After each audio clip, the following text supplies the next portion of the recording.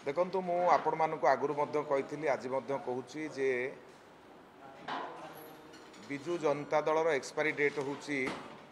4 तारिख एवं भारतीय जनता पार्टी सरकार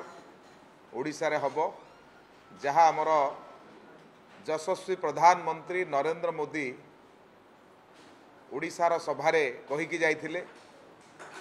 पुणी आसंता काली 10 तारिख ओडिशा गस्त करुचंती आमर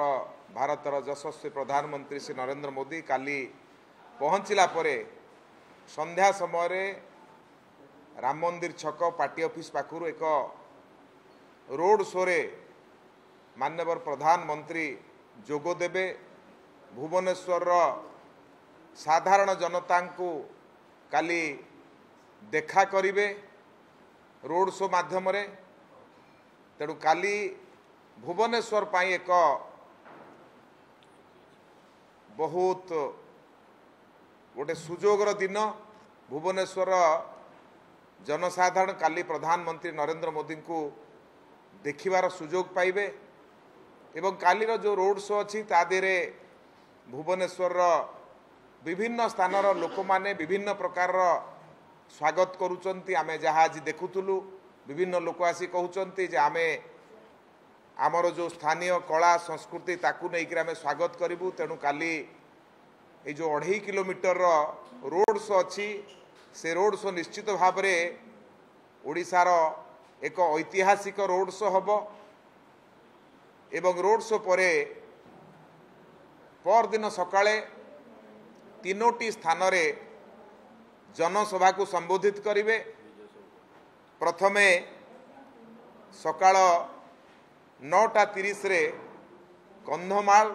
लोकसभार स्टेडियम पड़िया सेठी संबोधित करिवे कंधमाल लोक माननकु एवं द्वितीय सभा तापरे हबो आपणकर बलांगीर रे पाखापाखी 11:30 सुधा सेठी पहुँचे सेठी मध्य एक साधारण सभा हबो बलांगीर लोकसभार जनसाधारण को संबोधित करिवे सेठू सभा सरला परे पुणी पाखापाखी गोटाए समय रे बरगढ़ रे पहुँचे बरगढ़ टोल गेट पाख जो पड़िया अच्छी से पड़िया रे पहुँचे तेणु 3टी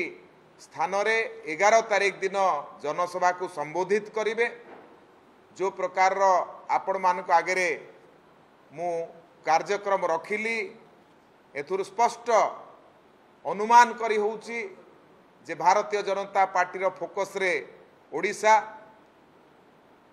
2टी लोकसभा को जाइथिले बर्तमान पुणी आहुरी 3टी लोकसभा और भुवनेश्वर 4टी लोकसभा तेणु जो भली भाव में भारत वर्षर प्रधानमंत्री ओडिशा को गस्त करुचंती एथुर स्पष्ट ओडिशा रे भारतीय जनता पार्टी सरकार hub Biju Janata Dal expire hub आ जो माने स्वप्न देखुचंती दिन रे से माने दिन रे स्वप्न देखंतु आमर कौन सी आपत्ति नहीं। जो माने कहउचंती जे 40 रु 50 सीट जितिबे महाराष्ट्र भली हब तेणु से माने मध्य जानिथिबे जे महाराष्ट्र भली करिवा पाई केते सिंधे तांक दल भितर अछंती से सिंधे मानकु से निश्चित भाव में चिन्हिथिबे सेथिपाई से प्रलाप आरंभ करिसंती। तेणु विजु जनता दल निर्वाचन लड़िबा पूर्व कोलाप्स करि साइलाणी स्वीकार करि साइलाणी जे आमे 50 सीट जितुचु सर्वनिम्न से कहि साइलेणी तेणु भारतीय जनता पार्टी ओडिशा रे सरकार करिवो एकथा को विजु जनता दल ओडिशा रे मानि सारिलाणी ताहा तांकर वक्तव्यरु जना पड़ुची। से दल रे तो बर्तमान के नेता देखा जाऊ नाहंती आपणकर कृतदास माने देखा जाउचंती गुमास्ता माने देखा जाउचंती नेता माने आउ देखा जाऊ नाहंती तेणु ओडिशार लोक मनस्थ कर सारे भारतीय जनता पार्टी को आशीर्वाद करिवे। भारतीय जनता पार्टी यशस्वी प्रधानमंत्री नरेंद्र मोदी गरीब कल्याण कार्यक्रम